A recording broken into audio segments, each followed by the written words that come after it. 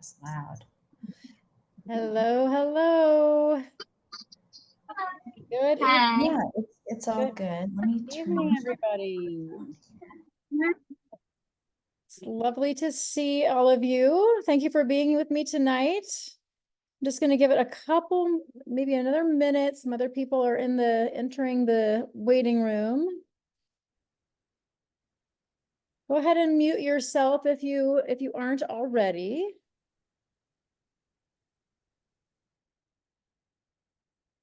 We'll get some more people in the room here. Hope everybody's having a nice evening. I'd love to have you just type into the chat where you are, where you're tuning in from. Where are you at in the world? Hi, Robin. If you see the chat, go ahead and just type in where you're joining me from. Oh, Miami, Florida. Hi, Melissa. Nice to have you. Another Miami, Tucson. Hi, everybody. Good to see you all. I gotta move my bars around. New Jersey. Oh my goodness. So great to have people from all over the country. Well, I am here in Oregon in the Northwest here. We're finally having a real fall is here. It rained today, so I had my first rainy run. All right, well, welcome everybody. I'm going to kind of keep an eye on the waiting room, but we'll go ahead and jump into this. There is a lot to cover. I have a lot of information. I hope you have a pen and paper handy to take notes. Feel free to type questions into the chat. I will try to keep an eye on those questions. So please do ask questions along the way, and I'll try to make time for those. I will also try to make time at the end. It's the last time I did this, I ran over because there's just so much to share. I have so much good information to share with you guys tonight. So I'll try to get through it quickly. But I do want to make sure that I am here for you, that I am answering your questions, and that you leave this masterclass feeling like you have some usable, tangible information to go forward with. So let's jump in. And pardon me while I'm moving these boxes all over the place so I can see my screen. Okay, so you deserve to feel amazing, and you totally can. This is what I have learned in the last 3 years of running my metabolic reset program, is that people who have literally tried everything and nothing has worked, they're finally getting results. And so I believe that anybody can. It's just a matter of learning how to properly fuel the body so that we can have that metabolic health that we want. So I am Angie Gallagher. I am a national board certified functional medicine wellness coach. I'll explain what functional medicine actually means in just a minute. I got certified through the functional medicine, the Institute of Functional Medicine. It's part of the Cleveland Clinic. I'm also an American College of Sports Medicine registered clinical exercise physiologist, and I applied that education in a clinical career for 25 years, working with cardiac, diabetic, and pulmonary patients. So I am a certified heart math practitioner. Heart math is a technique to help balance the nervous system, which we have learned is more and more crucial and important for health, for healing, and for weight loss. We have to be balanced in the nervous system. And so many of us are just in this kind of like high cortisol, high amped up state. So welcome, Suzanne. Hi, everybody. I'm glad you could join. Okay, I also like to share that I'm an avid trail runner and a person with previous metabolic, poor metabolic health. Even with all of my running, I had poor metabolic health based on labs that I was running on myself, and it was pretty disheartening because I kind of had this idea that as long as I run enough, I can eat whatever I want, and that's not really the case. And I learned how to fix my metabolic health and achieve great metabolic health, and I want to share that with everybody far and wide. Okay, so functional medicine. So I would love to know in the chat, just type in a yes or no, how many of you have actually heard of functional medicine? I'm always curious to see like how far we're getting in terms of making this information, making it known that functional medicine is an approach you can take for your health. It is not necessarily meant to replace Western medicine. It's meant to be an adjunct. It's meant to be collaborative. It's meant to work alongside Western medicine. And in many cases, people can take a functional medicine approach and avoid some of the aspects of functional medicine that they don't really like. So I'm seeing yes, no, no. So maybe a little mix. So functional medicine is an approach to healthcare that relies on the principle that the gut is the gateway to all health and all disease, and that there are multiple other factors involved in chronic issues that we can fix through lifestyle, through diet, through healing traumas, through exercise, through healing the gut, optimizing digestion. And I like to use the analogy that in a lot of cases, when you go to a doctor in the Western medicine world, they're so trained allopathically. They're so trained to just treat. Here's the illness, here's the medication. That's kind of how they're trained. And they also have to see 30 patients in a day, and they don't have time to go down all of these really deep rabbit holes with regard to really what heals the body. They just don't have time. Do they want to help? Yes. Are they stuck in a model that doesn't work very well? Yes. So functional medicine, we have created a model where we can spend more time with the patient. It's typically not covered by insurance, which is one of the problems. However, it is highly effective. So I use the analogy, functional medicine is like fixing what's going wrong in the soil so that your tree can start to grow leaves again and turn green and be a happy, healthy tree. Whereas in Western medicine, a lot of times what they're doing is they're just trying to glue the leaves back on the branches that have fallen off. And so that's just kind of a way to think about a metaphor to think about functional medicine. So as a functional medicine coach, I'm diving into all of these key factors down below so that we can heal all of these things that are going on up above, these chronic issues. So let's see, work with practitioners. HeartSpring is fantastic. Actually, it's Dr. Chapin who first taught me all about functional medicine and got me started going, looking into the Cleveland Clinic to get my certification. So I love her. I think she definitely was a main crucial person in my life, in my trajectory of my career. So I'm super happy to have met her.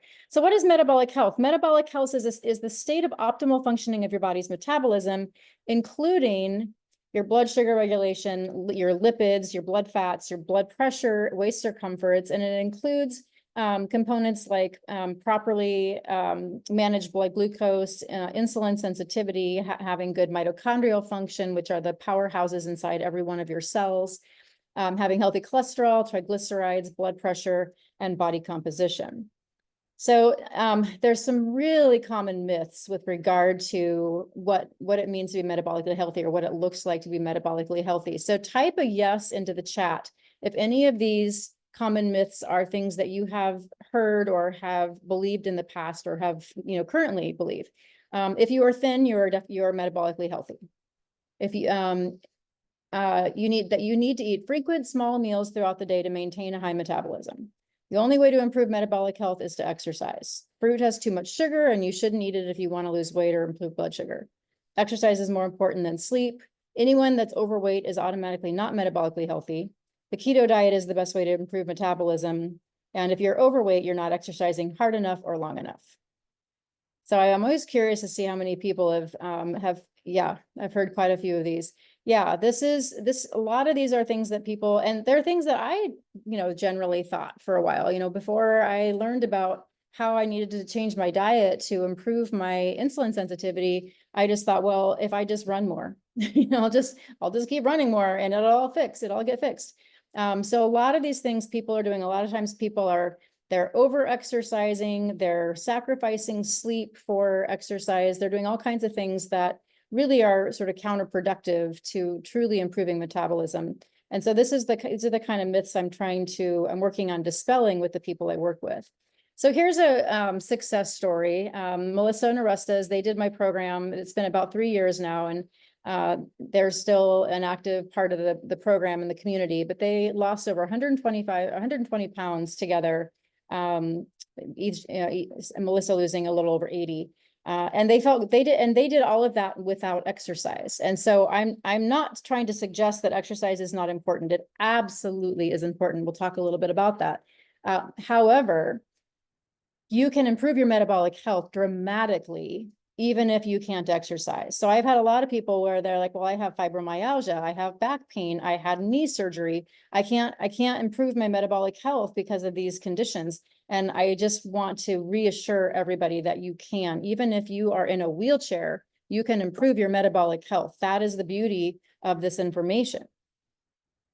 So understanding metabolic flexibility, a key to healthy weight, high energy, and longevity. So metabolic flexibility is basically the ability of the body to switch between burning carbohydrates for energy or burning the fat on your body for energy. So it helps us maintain high energy levels. We don't have those big roller coaster like spikes and then drops in our energy throughout the day. It supports weight management. It reduces the risk of metabolic disorders.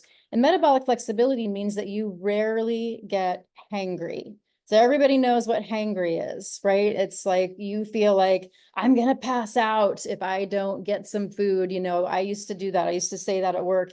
I get so upset if I was like 10 minutes late for lunch, and I would just be like, oh my God, I'm gonna die if I don't eat. And, you know, and we feel that anxiety, we feel that, that jitteriness, sometimes we feel nauseous. And that is an indication that we are not metabolically flexible. We should be able to fast. And I haven't learned how to do that. I've learned how to intermittent fast, which I wanted nothing to do with intermittent fasting years ago. And I've learned that it can be really, really helpful.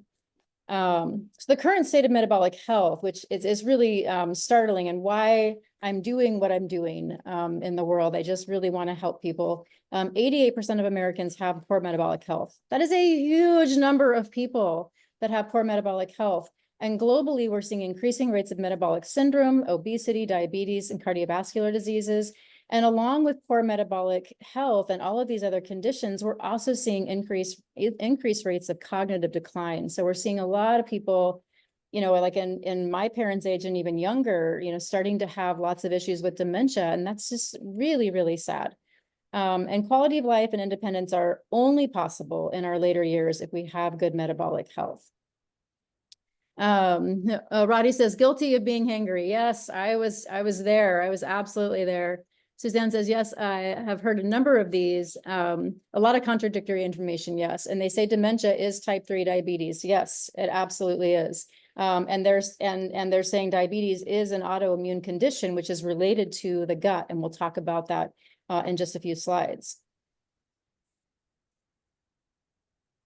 All right. So the importance of metabolic health, the link between metabolic health and chronic disease. So we know there's no question metabolic health is linked to diabetes, heart disease, stroke, and obesity, also dementia, as I just stated. There's a direct connection between metabolic health and cognitive decline. And skinny fat people can have serious metabolic dysfunction. So these are the people who just, for whatever reason, like their stature is, they're very skinny. But they can have really, I've seen this, you know, firsthand. They can have really terrible metabolic health, even though their frame and their size is skinny. And people who are overweight can have really pretty good metabolic health. So we really need to get away from just, you know, making a judgment based on the way a body looks.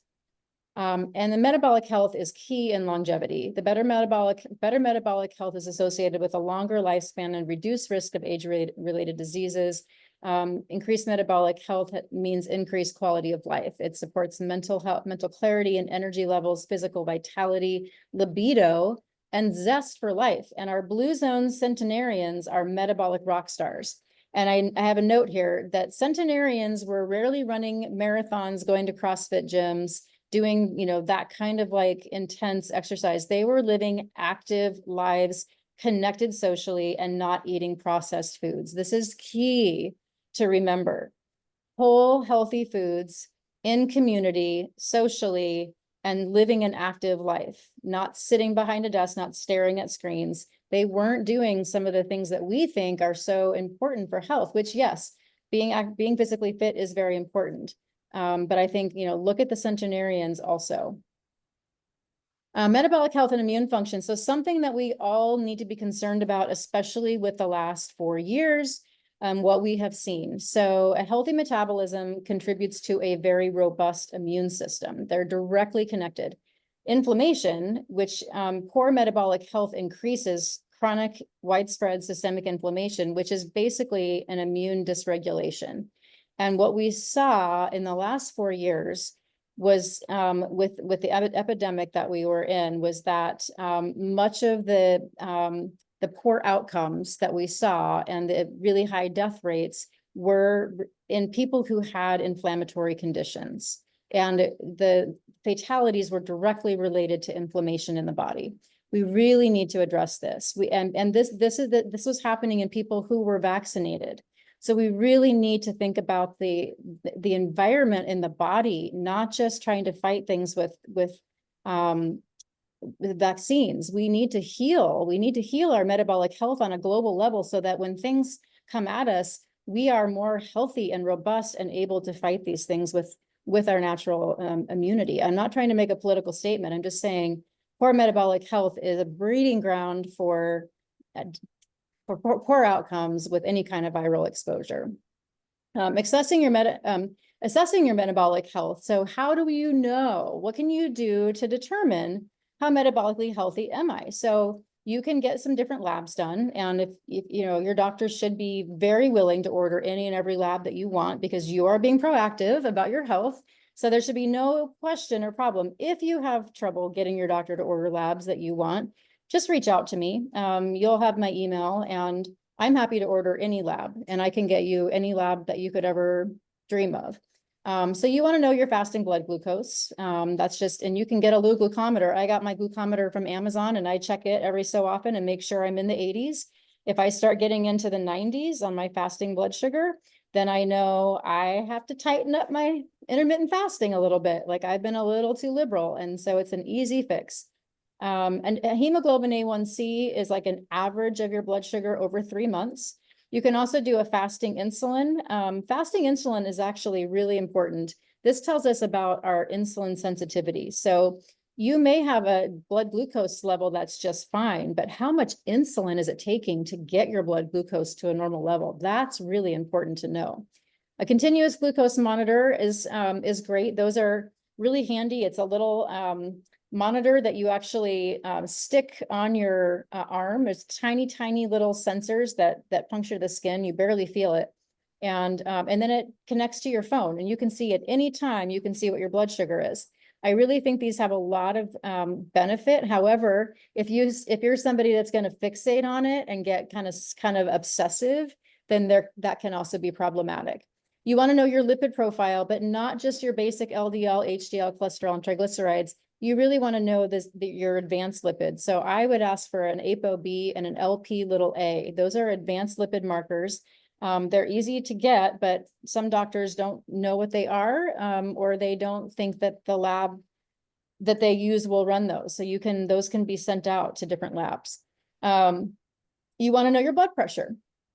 It's really easy to get a blood pressure cuff and find those at any kind of pharmacy. And so if you're somebody that has white coat syndrome when you go to the doctor and it's always high when you're in the doctor's office, just get a blood pressure monitor and have it at home and check it randomly different times of the day, and just keep a log that you can take to your doctor. So he or she can see what your numbers are doing when you're not sitting in their office. Waist circumference, indicator of visceral fat, and you want to have less than 40 inches if you're a man and less than 35 inches if you're a woman. You can ask your doctor to run a uric acid as well, which is a proxy for sugar or high fructose corn syrup intake. Those are both really, really inflammatory and terrible for metabolism. And then your ferritin level, this is your stored iron. There's a very close relationship between high ferritin and heart disease. I remember having cardiac patients in cardiac rehab that had crazy high ferritin levels, and they had to go donate blood every so often just to get their ferritin levels down. And that's actually one of the best ways to lower ferritin, is just to be a regular donator of blood. I'm on the opposite end. Mine's always too low. So that can be a problem as well. So you do want to know your ferritin, and especially if you're active And if you've had any issues with unexplained fatigue, shortness of breath, anxiety, exercise intolerance, like all of a sudden everything just feels harder and there's no other like reason to explain it, ask for your ferritin. Mine was really low when I was having problems and my doctor ran it for me, but I had to ask. And then inflammatory markers, you can get an HSCRP, a fibrinogen. There's various tests to look for systemic inflammation. We should all know all of these numbers every 6 months or every year. This is, I think, just good information to have so you know, am I on track or do I need to make some modifications? Symptoms of poor metabolic health. So feeling fatigue, having cravings, especially for simple carbs and sugars, having poor focus, concentration, getting sick a lot. I know people who are just like, every time I turn around, they're sick again, or having issues with weight, frequent mood swings, unstable or low energy, depression, even it shows up in the skin, frequent digestive issues and feeling kind of chronically burned out. So the role that I think I might have skipped a slide. Oh yeah, I did. So what does metabolic health feel like? So what is it when you have good metabolic health? This is what we all want. So this is what I want for all of you. Unlimited energy, rare cravings, good and stable mood, having restful sleep, excellent focus and clarity. Your skin glows and you actually have less wrinkles, healthy libido. You rarely feel hangry. Your weight is where you want it to be. You're rarely sick and you have very rare digestive issues, meaning you don't belch after your meals. You don't have bloating after your meals. You don't have heartburn after your meals. You don't have diarrhea. You don't have constipation.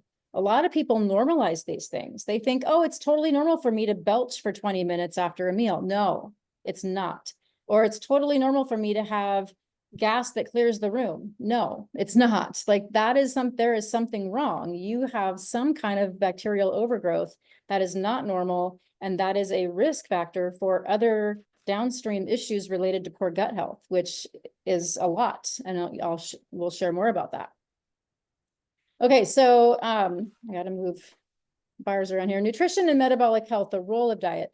So it is so powerful. As I shared in the slide showing Melissa and Orestes, they both lost 120 pounds together without any exercise at all. It was all based on nutrition and just basic other self-care. So we want to get plenty of protein. Protein actually has a thermogenic effect, meaning when you eat more protein, you actually increase your metabolism. It takes more for your body to break down that protein. Your body has to work a little harder to do it so that you actually have a higher metabolic rate when you're eating more protein.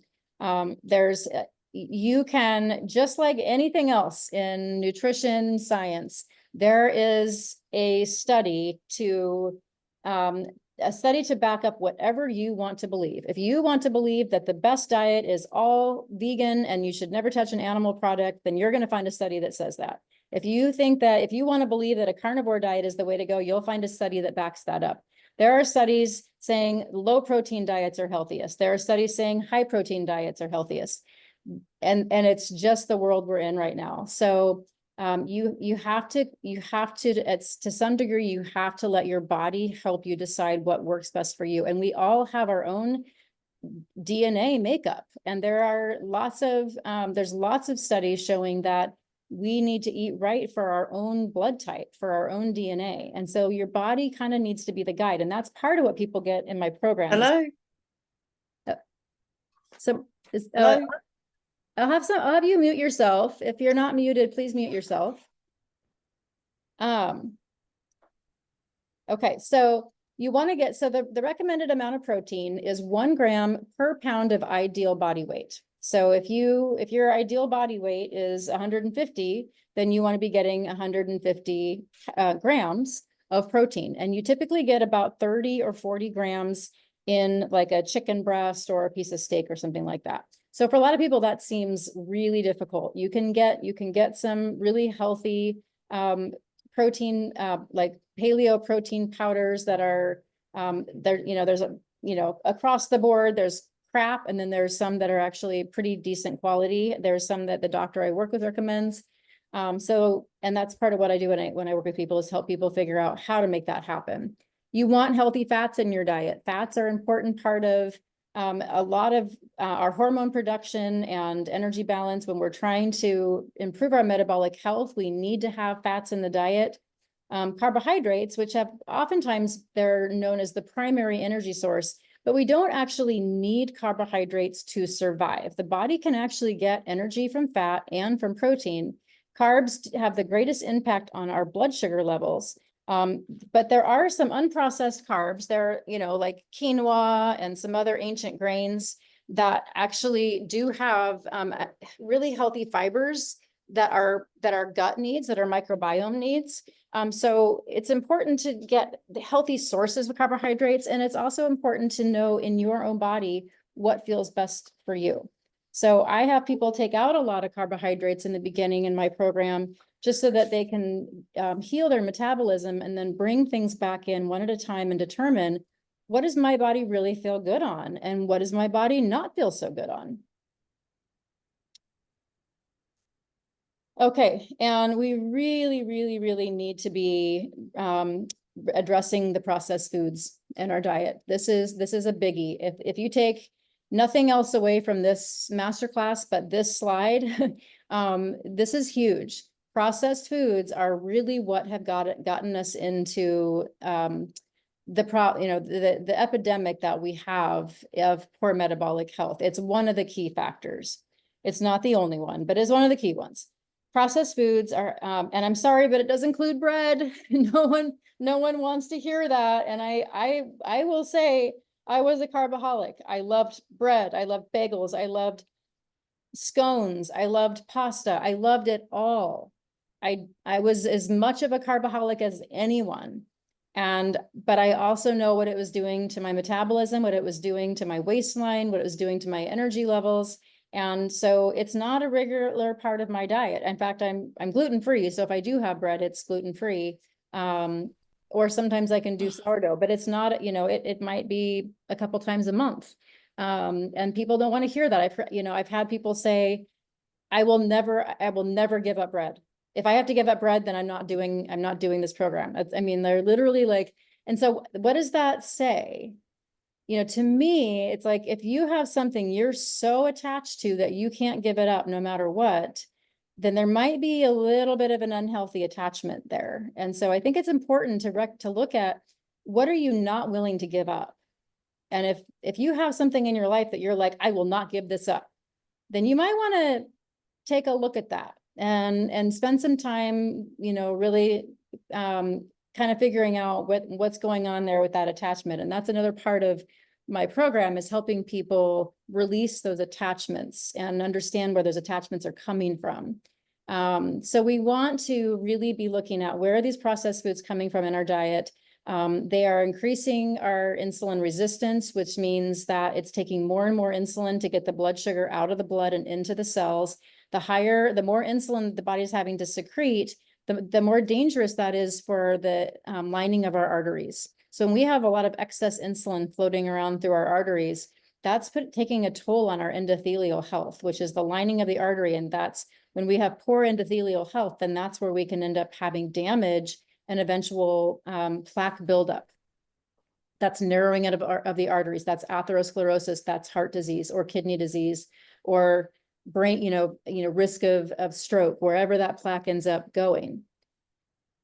When we have a lot of excess processed foods, it negatively affects the microbiome, which affects our hormone production. It affects our metabolism. Our microbiome is very, very key in a lot of other elements to our health. We also really need to understand that, and that's another part of what I address in my program is how to optimize our microbiome health, because it does so much for us. When we have a lot of excess processed foods, that also contributes to what we know as leaky gut. So I would love to have you type into the chat, yes or no, if you know what the term leaky gut means, because a lot of people, I think, they think leaky gut means like diarrhea, or flatulence, or, something like that. And that's not what leaky gut is. It's kind of a weird term. But leaky gut is actually where the cells of the gut wall, so I have a no, a kind of, a friend had it, Leaky gut is where the cells of your gut wall are no longer nice and intact and tight up next to each other. They end up having these gaps between the cell wall. So we call that hyperpermeability. So you don't want that hyperpermeability. You want your cells of your gut wall to be tight up next to each other, and only certain things get through that are meant to get through. But when you have gaps, then stuff gets through the gut wall that shouldn't. And that's what we call leaky gut. Your immune system is right on the other side of your gut wall, and it's seeing all of this weird stuff getting through, different bacteria and mycotoxins and food particles that haven't been fully broken down. And it's like, what are all these foreign things getting through the gut wall? We better go on attack. And so your immune system is, and this is happening every time you eat, right? It doesn't open and close throughout the day. If you have leaky gut, it stays leaky. And so every time you eat, you're getting stuff that's getting through the gut wall that should not be getting through. And your immune system is kind of on like hypervigilance, attacking everything that it sees as being an invader. And now you've got this hypervigilant immune system that then also becomes confused. And it then begins to often attack our own body tissue. And that's where autoimmune conditions.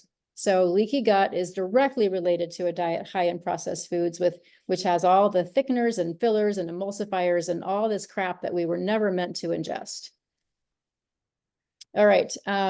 So then we also have a breach of the blood-brain barrier. So stuff's getting through the gut wall, and where stuff is able to then get into circulation, and then it's circulating up into the brain. And so now we have stuff that's getting into the brain that shouldn't be getting into the brain, and that's causing anxiety and depression and brain fog. It impacts our adrenal glands, affecting hormone regulation and promoting increases in cortisol, which is our stress hormone, which most of us already tend to have a lot of too much cortisol. We tend to be burning the candle at both ends. We've got lots of things going on where oftentimes we're just sort of overburdened. And we don't need any more extra cortisol circulating around, because cortisol makes us store fat. Totally goes against our efforts to lose weight if we're trying to lose weight. Okay, so here's a picture of a nice, healthy gut wall. So you see all of these intestinal cells are nice and tight up next to each other. So bacteria, toxins, allergens, they're just being able to go right through. Here's leaky gut. So now you've got gaps between the cell wall. And so those things that are not supposed to get through are now getting through, and your immune system then goes on attack mode. And then stuff also then enters circulation. So your microbiome is so important. There are more bacterial cells in our body than there are human cells. They're much smaller, but there are more of them in number. And they do a lot for us. It's really incredible, the symbiotic relationship that we have with the bacteria in our microbiome. They're involved in our immunity. They're involved in synthesizing important vitamins. They're involved in our metabolism. They're involved in healthy weight. They're involved in the inflammatory process and directly connected to autism. That's just, there's even more than that we don't have time to go into. So the gut is the gateway to all health and all disease. It really does start there. So dietary approaches to have better metabolic health. So I say the Mediterranean-ish, because in a Mediterranean diet, a lot of people will see that whole grains are, if you just went to Google and said, Google, what's the Mediterranean diet? It'll say whole grains, and it'll probably say whole wheat. And so I say Mediterranean-ish because people who see, oh, I can have grain, a lot of times it goes right back to that addictive center of the brain, because wheat is very addictive. Wheat is almost as addictive as sugar. It is very addictive. And so if people see, oh, I'm supposed to eat the Mediterranean diet, it includes whole grains and whole wheat, fantastic. I'll eat my whole wheat bread every single day.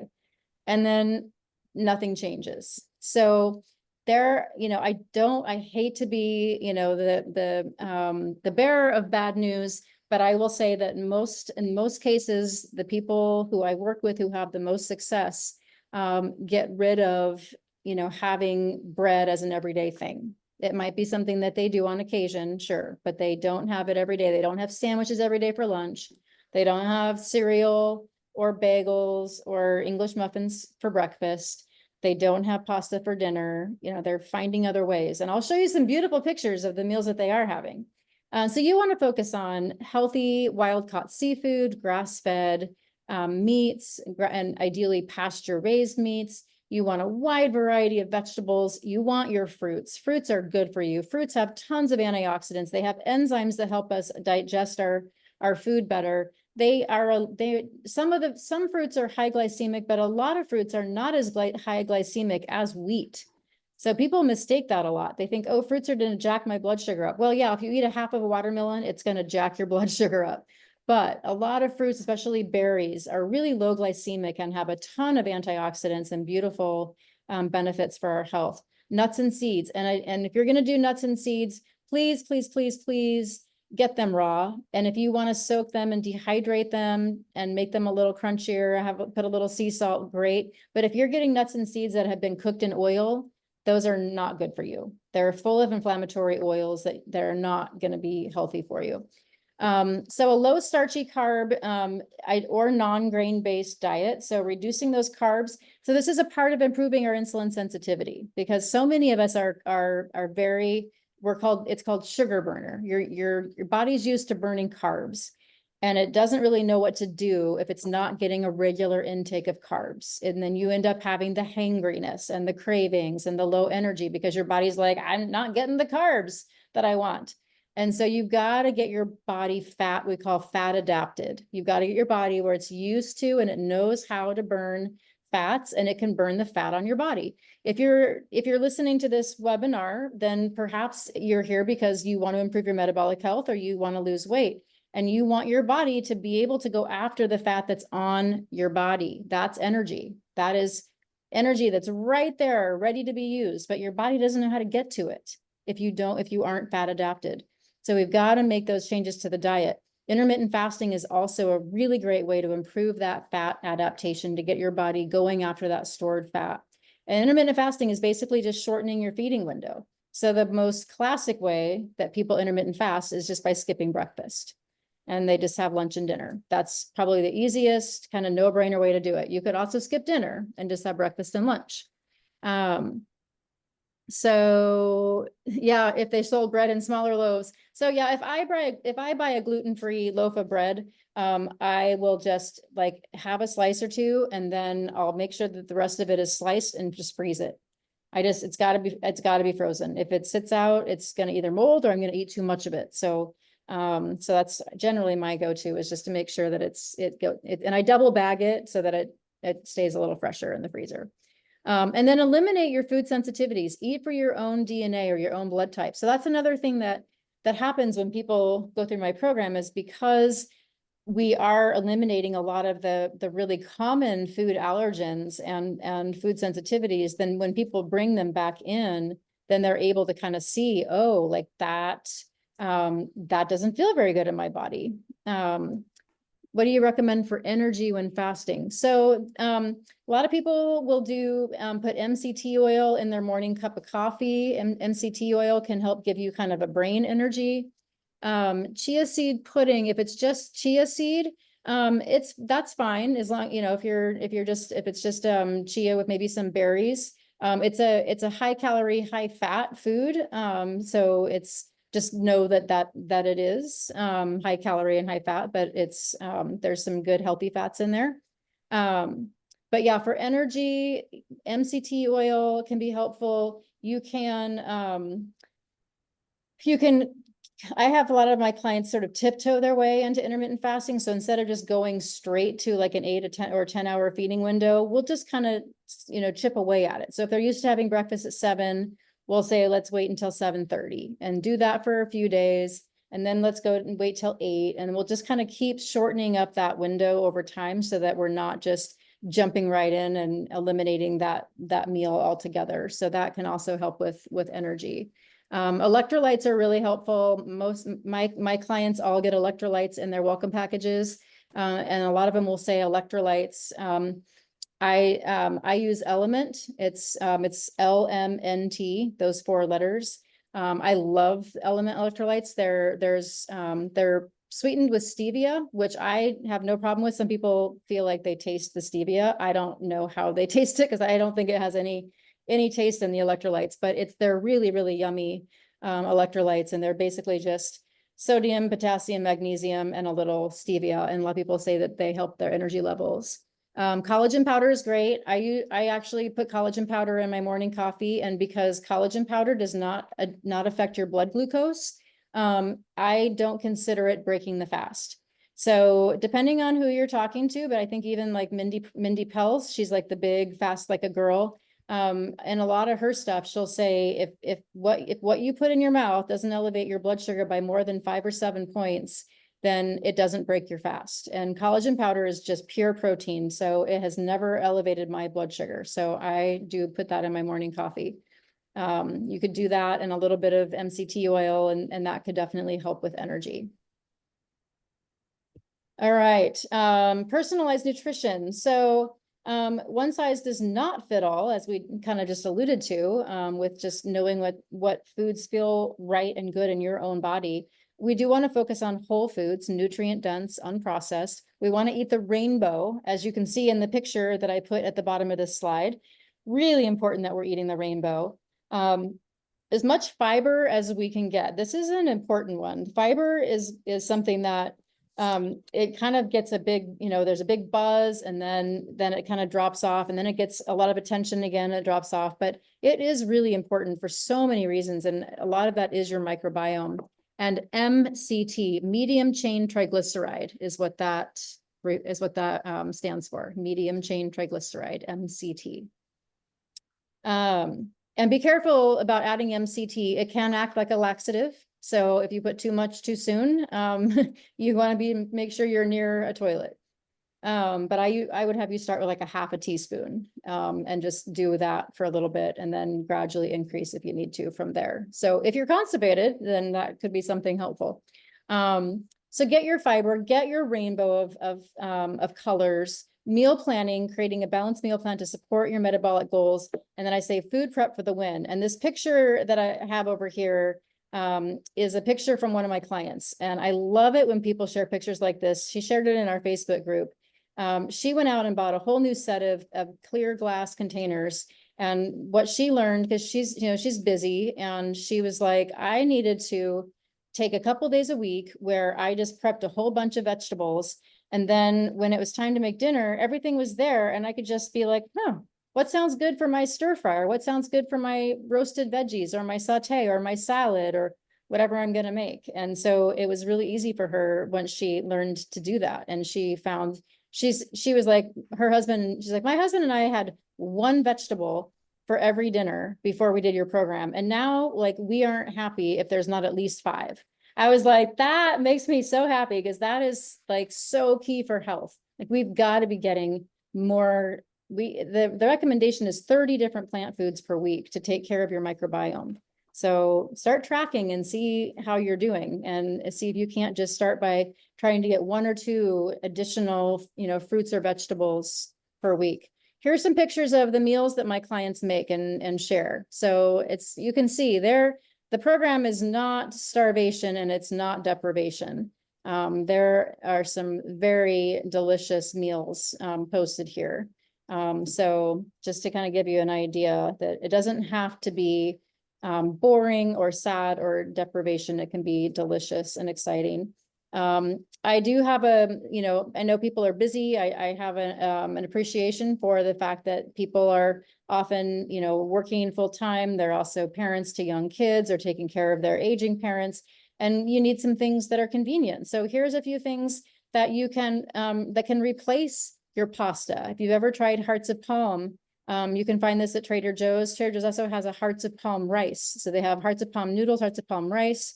Miracle noodles are really delicious as like a, like if you're doing like a Asian sauteed noodle dish, like a teriyaki noodles and vegetables. These miracle noodles, they're made from the konjac root. They have a very, very low glycemic index. They're really highly resistant starch, so really good for your microbiome. These jicama wraps are great for tacos. You can find those at Trader Joe's. And these egg wraps, I found those at Market of Choice, but they sell them other places as well. I think Safeway and Fred Meyer maybe. And those are great. They're just egg whites. And so if you're like, oh, I really want a burrito, I'm craving a burrito, you can get those egg wraps, and it's just eggs. And they hold up really well, surprisingly. They don't break and tear apart. So some things. And then I also love doing angel hair pasta, or angel hair, spaghetti squash, spaghetti squash as a replacement for angel hair pasta. I just, in fact, had that as a dinner the other night with a ground turkey bolognese on top, and it was just absolutely delicious. So physical activity in your metabolic health. You don't have to run a marathon. It doesn't have to be this sort of like all or nothing kind of thing with exercise. I think it's really important that people know that, you know, anything that more is better. You don't have to get to the point of, you know, just spending hours and hours at the gym to get the benefit of exercise. Just do a little more, and then just do a little more after that, and just kind of keep building and doing it at a rate that feels comfortable. Exercise is going to improve our insulin sensitivity, making it require less insulin to control our blood glucose. It's going to help us to be able to burn the fat that we want to burn. It's going to increase the body's ability to go after fat to use for the exercise, as well as to use just throughout the day. And when you combine exercise with intermittent fasting, you get even more benefit in your body being able to utilize that stored energy that's on your body. So, you know, getting up and before you have breakfast, like I'm going to go walk a couple miles before I have any breakfast. So that's fasting exercise. There's a ton of benefits to doing that. And then exercise has epigenetic effects. Epigenetic means above the genome, which means it has effects on our genetic expression. So we used to think that we were just, our genes were our genes were our genes, and they're going to do whatever they're going to do no matter what. We now know that there is this whole thing called epigenetics, which controls whether our genes are turned on or turned off. So we can turn off the genes of aging, and we can turn on the genes of longevity by how we live our lives. And exercise is one of those levers that turns on the genes of longevity and turns off the genes of aging. And it lengthens our telomeres, which are the ends of our chromosomes. And the longer our telomeres are, the longer our longevity is. But key to this is we have to make it fun. We have to either find a workout buddy, find a walking buddy, find the right kind of class that we really like, that plays the music that we like. We have to find the thing that we enjoy doing. Make it feel like play. I always say to my running friends when I'm out in the forest, like, this is my playground. Like, it just feels like a playground out here, but that's me. And I'm not saying that it has to be like that for everybody. You might be, you know, pickleball might be your thing, or, you know, going to your Pilates class, or going, you know, pick up basketball, whatever. It needs to feel playful, and it needs to feel like something that you get energy from, that doesn't just deplete you.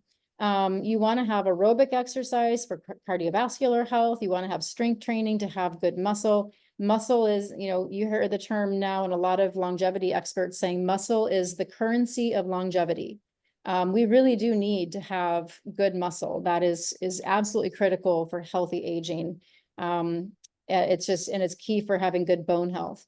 High intensity interval training, which will increase our metabolic rate, it'll increase our VO2 max, and will increase our longevity. So this is where, you know, it might not be your favorite part of the week, but if you just say, like, twice a week for 15 minutes, I'm going to find a high intensity interval training workout on YouTube, and I'm going to find one that doesn't require any props, and I'm going to do it. And, you know, and maybe you start with like beginner. You can go on YouTube and type in beginner HIIT 15 minute, and you'll get a 15-minute high intensity interval training that's meant for beginners. It's really crucial to increasing your VO2 max. It's great if you have a regular walking program, a regular cycling or swimming or water exercise or yoga or Pilates. But if you don't do something that pushes you out of your comfort zone and makes you breathless for a little bit, then you're not getting high intensity interval training. And the research is showing that this is really, really helpful for improving our metabolic rate and improving our metabolic health, our VO2 max, and our longevity. But again, something is always better than nothing. So even if you don't do HIIT training, but you keep yourself active and you get out there and do something every day, that is so much better than nothing. Celebrate every effort. You gotta pat yourself on the back and give yourself a high five in the mirror for every effort, not every completion, not every like doing the whole 40 minutes, whatever. If you just say, I don't have any time today, all I can do is walk to the end of the block and back, and you do that, you celebrate that. You don't punish yourself for not getting the full thing. You've got to celebrate the effort, build on small successes over time, and find a buddy. Sometimes it's like that accountability partner, someone that's depending on you to show up, is so key. That's what made me a morning runner. I was never a morning runner, but now when I have to meet my friends, I am like, I am there. I do not let them down. Okay, lifestyle factors and metabolic health. So impact of sleep, stress, hormones on metabolism. I'm going to have to race through these slides as I'm kind of getting a little behind. So 3 things that can derail your progress. I see this all the time in my clients. Imbalanced nervous system, dopamine dependency because of a high processed food diet, and dysbiosis in the microbiome. So unhealthy bacterial diversity or overgrowth of pathogenic bacteria.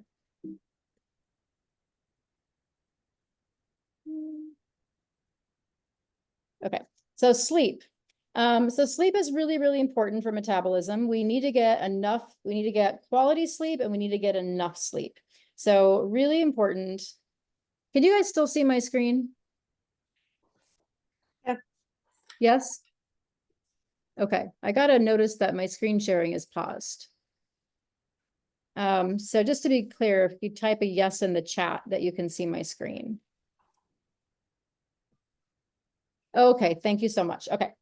I don't know why I'm getting that notice. Okay, so sleep is really, really important. If we do not get enough sleep, it's going to elevate our ghrelin. Thank you, everybody. If we do not get enough sleep, it's going to elevate our ghrelin, which is a hormone that creates hunger. And it's going to lower our leptin levels, which is a hormone that creates satisfaction after eating. So when we get plenty of sleep, then we are okay. So you should be seeing my slide that says sleep and metabolism. Is that the slide that you see? No. Okay.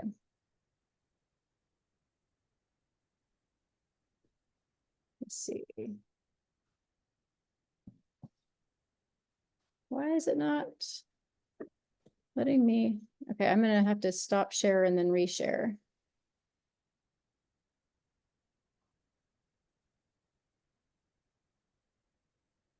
Okay, can you see sleep and metabolism? Yeah. Yes? Okay. All right. So when you get enough sleep, you are going to have lower ghrelin levels. You're going to have lower ghrelin and higher leptin. So it's going to allow you to feel more satiated after your meals, and you're not going to feel hungry all day.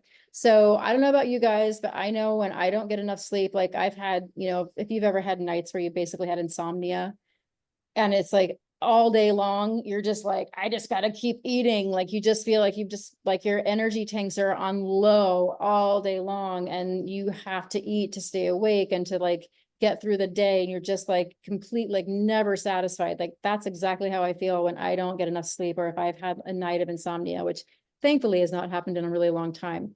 But sleep is so, so crucial for normal hormonal fluctuation. And then stress and cortisol. So this can be the thing standing in your way. It is amazing how many people I have seen doing like every other thing right. They are exercising all the time, maybe even too much. And it's probably why their cortisol is high. But they're exercising, they're eating a healthy diet, they're doing all the things, but they cannot get rid of that last like 10 pounds around their belly. And that is cortisol. And that is often because they are over exercising, which is leading to a stress response and elevating their cortisol, which is creating increased fat storage. It's like, it's the survival hormone. So we really have to find ways to manage stress. Techniques to reduce stress and support metabolic balance are essential, because we can't often change the environment around us. So we have to learn how to manage the stress, how to perceive it, how to manage it, how to balance our nervous system so that we're more resilient to the stress. So staying present is an essential skill that can be honed. I just call that practicing, like doing the heavy lifting of sitting with our emotions, just like we can build our muscle, like we can build our biceps by doing bicep curls. We can build our resilience by allowing ourselves to just be present with what we're feeling and not be trying to run from it or disguise it or numb it or whatever, but just by allowing ourselves to sit with it and name it and know that it's not going to kill us. We can sit with these various emotions that life wasn't, meant to always be a bowl of cherries, and we can sit with the unpleasantness and we get stronger, we get more resilient.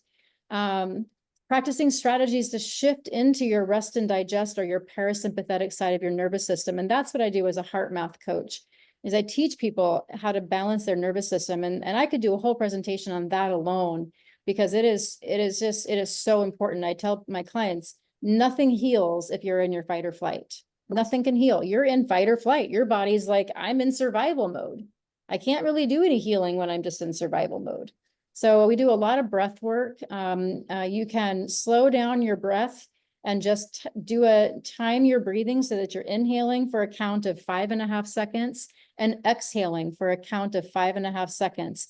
And do that for 2 to 5 minutes. And you will notice how calming that feels. And that is a part of the heart math technique, is that slow breath cycle. And if you have a hard time doing that, if it's like your lung capacity struggles with that, then that means you need to practice. And it's even more important for you to do it, because you need to build that lung capacity. You want to also activate a feeling of love, appreciation, or gratitude, and focus on your heart center. So we actually have more signals that go from the heart to the brain and from the brain to the heart.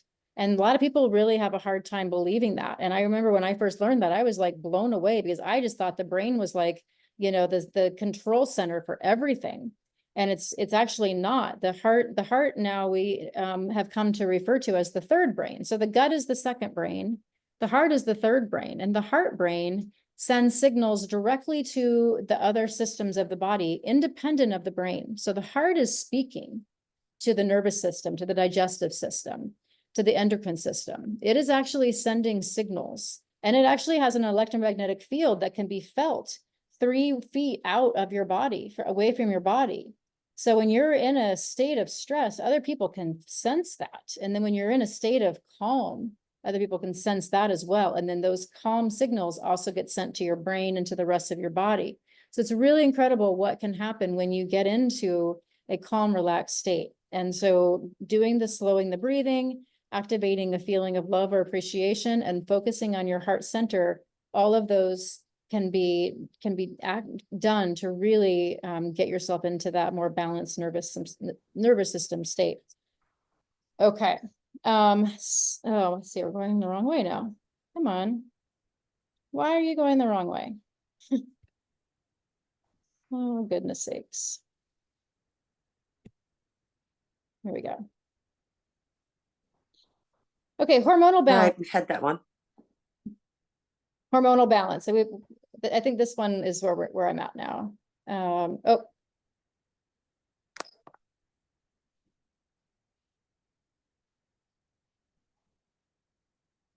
Yes, okay. Here we go. Okay, hormonal balance. Thyroid function. Thyroid function has a key role in regulating your metabolism, but it's not often accurately tested. So you don't want just your TSH. You want to know your T4, your free T4, your T3. Those are important. You want to get the full breakdown, not just the main TSH value. Hashimoto's thyroiditis is extremely common. It's an autoimmune condition that affects the thyroid and slows thyroid function. So I recommend everybody get a thyroid antibody test. That's another lab test you can ask your doctor for. And it's, like I said, it is very, very common for people to have an immune system that has gone haywire and has begun to attack the thyroid. And that is a really big reason for a lot of metabolic dysfunction, and doing like everything you can think of to improve your weight and your health, and nothing's working. Well, it could be the thyroid.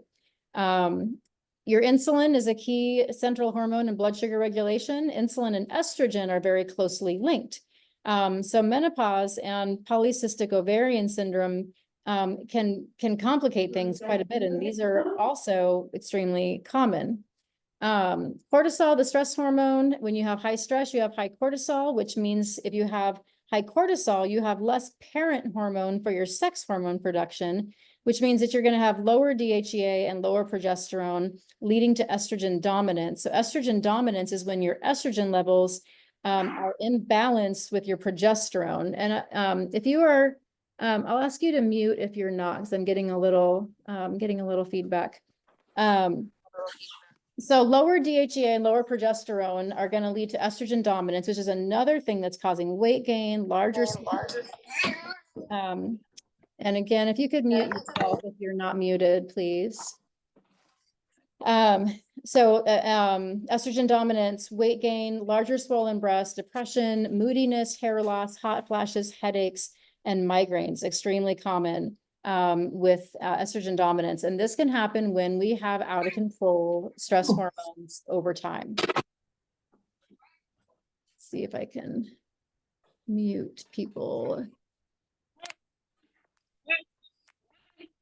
I don't think I can mute everybody at once. So if you're not muted, if you could please mute yourself.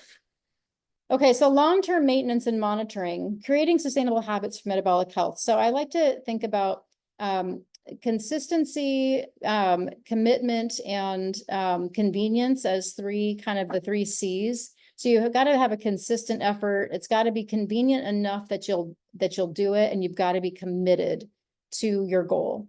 I like people to set gradual goals, to have gradual progress and make small enough, manageable, achievable goals that they can do those high fives every day, that they can celebrate those efforts and feel good about those, and not set these goals that are too lofty and difficult to achieve.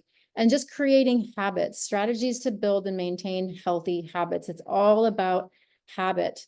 Habit is that's how so much of our day is accomplished, is through habit. I mean, we are creatures of habit. If you think about all the things you do throughout the day, how many of those things are habits? So you have to sometimes unlearn habits and replace with new habits. And that has to be done with small, repeatable action. And so just really being consistent with those new actionable goals and habits. You can track your progress with different tracking tools. A lot of people, really get motivated by having the tracking tools and the feedback. So having a glucometer, having apps on the phone that can track different health metrics. I have an Oura ring, and I use my Oura ring numbers to give me a lot of feedback. So I really enjoy that. It's motivating for me. Whoop bands, Oura ring and Whoop band, they unfortunately both have a membership that you have to pay for, which is frustrating. I wish you could just, get the app, but you have to pay for a membership. But a lot of the phone apps, you can get some decent information. If you want to test your VO2 max, you can do the Cooper 12-minute walk test. Just Google that. And you can ask for regular labs. You can ask, hopefully you have a doctor that'll work with you, and you can ask your doctor to run those labs that we talked about every 6 months or so, just to make sure that you're on track.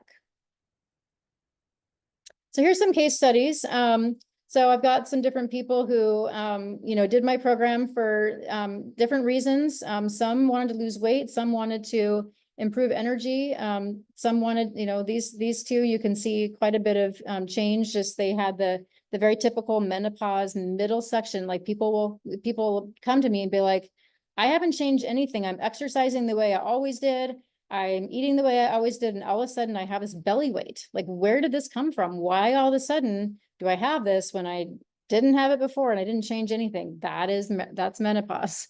And it's really frustrating. However, it does not have to be your reality. You can change it. And that's what I teach in my program, and what people are able to achieve is getting rid of that belly, that stubborn belly weight. I mean, these ladies tried everything. They really did. I mean, they were active, half marathon runner, regular swim coach. So some things that people had said, I just about given up. This worked for me when nothing else did. First weight loss program that makes sense.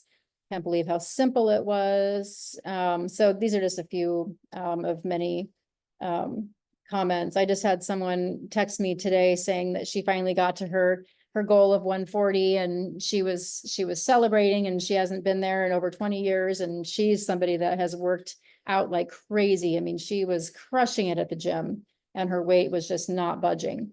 So if you want to find out more about what it is like to work with me, I would love to work with you. I hope you've gotten something out of this presentation regardless. I hope it's been helpful. But if you want to go a little further, if you want to dive in a little more, there's some different things that we can do together. I am offering as a benefit for sticking through and stick until the end tonight. You can save 50% on my root cause assessment, which is where I have you do a very detailed questionnaire that once you complete it, I get a very comprehensive report, and it tells me, you know, where in your body, what systems in your body may need support, may need to have a little more attention to really get everything else to kind of line up and to achieve the health that you want. So it just kind of helps you get some insight into maybe what you are missing and what you haven't thought about and why your body's not responding the way you want. We can also just do a wellness strategy call. These are free, and it's just a chance to talk about, you know, what you want to achieve for your health, what you've already tried, you know, what's worked, what hasn't worked. And we can chat a little bit about, you know, some different options that you might want to do with me. And then I also want to offer you, as a reward for staying to the end, $50 off my what I call my trailhead package. So in my group program that I've been doing for 3 years, I have created now 3 different tiers. So I have the main program, which is like the whole enchilada. It's my coaching, it's the group support, it's the Facebook group, it's all the educational modules, the cookbook, it's all the stuff. And then I have, that's called my summit package. And then my base camp package, it's all of that except for the one-on-one coaching. So I'm reviewing your food journals. You have regular messaging support through the platform. And then all of the educational modules, the recipe book, all of the secrets, all of the information. And then my trailhead package, I've created that one, and it's just $447. And it's all the secrets, it's all of the modules, it's all of the education, it's the food plan, it's all of the information that's helped my community all achieve, basically all of them achieve their goals for their health with just very few exceptions. And so it's all the information that's helped them do that. You get the weekly group coaching, you get the Facebook group, you just don't have the one-on-one touch points with me. So that's more for people who are, you know, once they have the information, they're pretty much like, I can do this. I just need the information. I'm a self-starter. I can follow directions. So I am offering $50 off that. So it's $447 instead of $497. And you do have lifetime access to all of those materials. So it's you never get kicked out of the private portal. You have access to all the educational modules, the recipes. And then I keep adding more information as I learn more, especially with like all the longevity stuff. So it's worth way, way, way more than that. So it's a great opportunity to get some great information to help you on your health and weight loss journey. So that is the end of my presentation. I'm going to stop sharing. And if anyone has questions, I am happy to answer any. Let's see. Okay, yep. So no questions yet, but I'll stay on for a couple of minutes. If anyone has questions, feel free to either unmute or type it into the chat. And I appreciate everybody staying to the end. Thank you for sharing your evening with me. I know for those of you on the East Coast, it's a little later, so I appreciate you.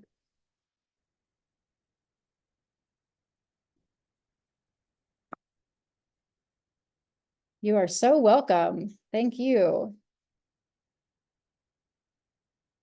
All right. Well, you will have an opportunity to reach out to me. I'll be sending the replay and the slides through email. So you will have an opportunity to reach out. If you have questions, you can always email those to me. So if there's no questions tonight, I'll go ahead and end the call. And again, thank you so much for joining me. Yes, thanks, Suzanne. Oh, references, I'm not sure exactly what you mean, Suzanne. Maybe, you can unmute or you can message me. Oh, you want to know like my background? Oh, other research to look at?